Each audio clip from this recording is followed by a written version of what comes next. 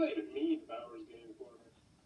Boy there, YouTube, I'm back again today for another board game video, and if you're like me, you love Werewolf. And if you clicked on this video, I assume you love Werewolf. Werewolf is one of my favorite games of all time, but one of my favorite things about Werewolf is actually being the moderator, the person that keeps track of everything, who puts all the cards together, who has all the hard work, but creates and weaves this really interesting story. Now, a lot of people are intimidated to be the moderator, and, well, quite frankly, it can be intimidating. If you have a big screw-up, you can ruin the entire game for everyone, which I've done before with a large crowd. It is not fun. So today I'm here to help you, the potential moderator or the newer moderator, by listing off 6 of my favorite cards that I would recommend for newer moderators that are going to add really interesting elements to your game while at the same time not adding complexity to your booklet. Now, one thing I want to mention right from the beginning is if you don't have these cards, don't fret, because you can really quite easily just write them on any of the villager cards because you always have a ton of villager cards.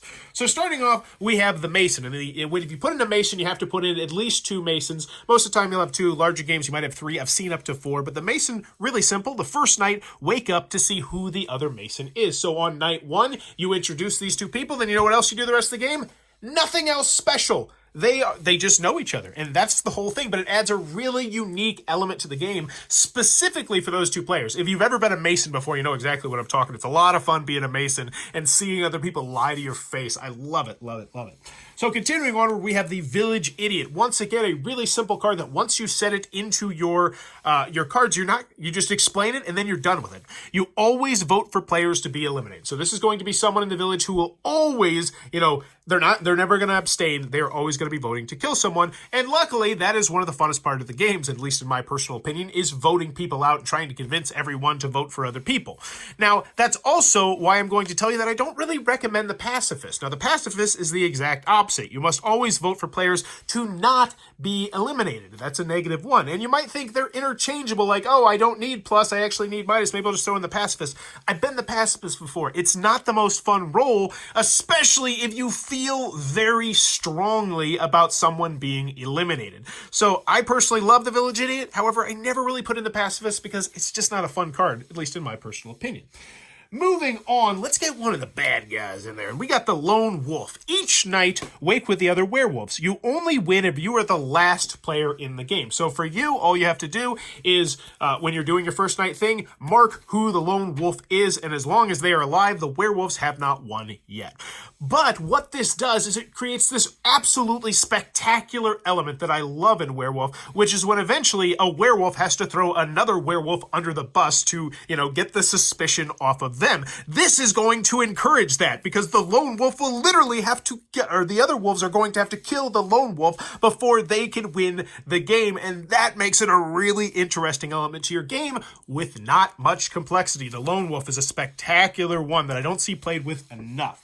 Continuing on with easy ones, let's do the Apprentice Seer. This one's a +4, and it's super simple. If the Seer is eliminated, you become the Seer, waking each night to look for werewolves. You know what you have to do different? Nothing! The Seer dies, you get a new Seer, and that's it. Very simple, but it adds a really unique element to your game. Continuing on, we'll save this one for last. That's my favorite one. The Minion. You know who the werewolves are, but you do not wake up with them at night. And let me tell you, if you ever never played with a Minion, it is such a fun card. It's a -6, but this is just a regular human who knows who all the werewolves are and just tries to help them and tries to make sure things are good for them. And it's a very fun role, but really, you don't have to do anything different. You just say, werewolves and minions, wake up, or bad guys, wake up, whatever it is that you say. But it doesn't add that much complexity to your game. Last but not least, we have the Hunter, which is my favorite card in all of Werewolf. If you are eliminated, you may immediately eliminate another player. It's a +3, and this card is just so much fun. It's a smoking gun ready to go off. Everybody knows about the Hunter. Everybody's wondering about the Hunter. But for you as the moderator, you don't have to do anything else special. It's just when they die, they take somebody out with them. And I will leave you that. So those are my top 6 cards, and I do want to give you a little pro tip. If you ever get the Hunter, or if you're ever playing with a game with the Hunter, try this trick. It's one of my favorite things to do. You look at your card, then you lean to the person to the left of you or to the right of you, whichever one, and you say, hey, Here's how this is going to work. I don't care if you're the seer. I don't care if you're the head werewolf. I don't care if you're the freaking president. I'm the hunter, and if I die, I am taking you with me. So you keep me alive. You hear that? You say that, and then you just go about your merry way. It'll be a really stinking interesting game. It's a pro tip that I would recommend trying out. But those are my 6 cards that I would recommend for newer moderators that are going to add some really cool, interesting aspects and memorable aspects to your game of Werewolf without adding extra complexity. If you enjoy what I'm doing, please be sure to click on that subscribe button down below. Also, consider supporting the Patreon down below. And let me know in the comments below, would you like more werewolf-related videos? I've done tons of moderating. I've done tons of playing of werewolf. I've studied the cards and the ins and outs of them because I'm a nerd. But let me know if that sort of thing would interest you. And as always, thanks for your time, YouTube.